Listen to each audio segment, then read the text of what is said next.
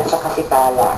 Para sa kanila itong award na ito, sa amin pong producer, si Tony Gloria, at saka po si Mr. Wingard Tracy. Maraming salamat sa Empress.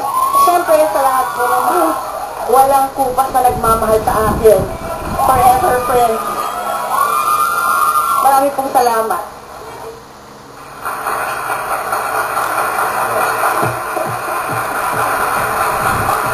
Yes, congratulations to the Entertainment Press Society, Ms. Judy Antatas, and to all our winners for the evening.